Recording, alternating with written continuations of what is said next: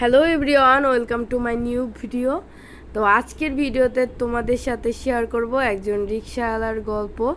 তো তোমাদের মনে হতেই পারে যে আমি কেন হঠাৎ করে আজকে রিক্সাওয়ালা নিয়ে গল্প করতে যাব। তো প্রথম কথা হলো, আমার কিছুদিন আগের একটা ঘটনা। আমি যখন ফরিদপুরে ছিলাম তখন দেখছিলাম যে মার্কেটে ঈদের জন্য দুই সাইড থেকে আর কি বাঁশ দিয়ে দেওয়া হয়েছিল যাতে রিক্সা ভিতরে না ঢুকতে পারে। তো একজন লোক আর কি কিছু জিনিসপত্র নিয়ে রিক্সা নিয়ে ভিতরের দিকে যাওয়ার চেষ্টা করছিল। তো তখন রিক্সাওয়ালাকে দিয়ে সে বাসটাকে উঠিয়ে যাচ্ছিল আর ওইখানে পুলিশ পাহারা দিচ্ছিল। তো কিছুক্ষণ পর দেখলাম যে পুলিশ দেখছিল যে প্রথমে তারা ঢোকার চেষ্টা করছে, প্রথমে কিছুই বলে নাই। তো পরে যখন রিক্সাওয়ালা বাসটা সরিয়ে রিক্সায় উঠবে, তো সেই মুহূর্তে সে গিয়ে রিক্সাওয়ালার রিক্সার চাবিটাই নিয়ে নেয় খুব সম্ভবত। আমি রিক্সার চাবি আছে কিনা আমি জানি না, হয়তো বা আমাদের ওইখানে অটো রিক্সা এই জন্য চাবি থাকতে পারে। তো এরপরে ওনার রিক্সায় কতগুলা বাড়ি দিয়ে দেয়। তো বিষয়টা আমার কাছে খুবই খারাপ লাগে। আমি একবার জিজ্ঞাসাও করি যে ওনাকে কেন মারছেন, কারণ যে ভিতরে জিনিসপত্র নিয়ে ঢুকানোর চেষ্টা করছে ওনার তো দায় নাই এখানে, উনি তো এই পর্যন্ত দিয়েই চলে যেতে পারে।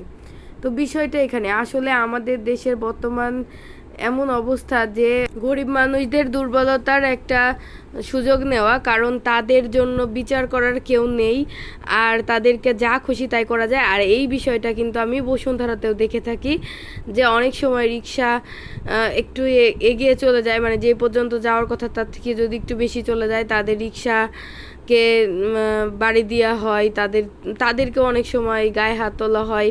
এই যে অবিচারটা কেন শুধু তাদের সাথে করা হয় আমি জানি না। তো বিষয়টা আমার অনেক খারাপ লাগে। যদি আপনাদের কারো সামনে পড়ে অবশ্যই এটার বিচার করার চেষ্টা করবেন।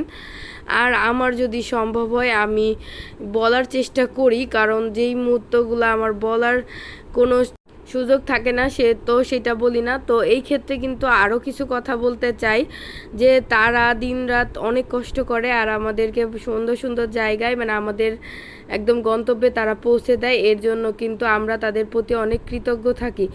তবে অনেক রিক্সাওয়ালায় আছে অনেক ঝামেলাও করে, যেগুলার সম্মুখীন আমরা হই। তো তাদের জন্য আমরা একজনের জন্য আমরা অনেককেই খারাপ মনে করি, আসলে সবাই কিন্তু খারাপ নয়, অনেকে অনেক ভালো মানুষও আছেন আর ওনারা কিন্তু অনেক কষ্ট করে চলেন। তো অন্য একদিন ওনাদের গল্প ডিটেলসে বলবো। আজ আমি চলে এসেছি ভার্সিটির সামনে, তো গল্পটা এখানেই শেষ করছি। তো সবাই অবশ্যই আমার ভিডিওটা ভালো লাগলে আমার পেজটাকে ফলো করে দেবে এবং ইউটিউব থেকে যারা আমার ভিডিও দেখছে সাবস্ক্রাইব করে দেবে। ভিডিওটা এখানেই শেষ করছি, টাটা। আর সকল রিক্সাওয়ালার জন্য শুভকামনা রইল, টাটা।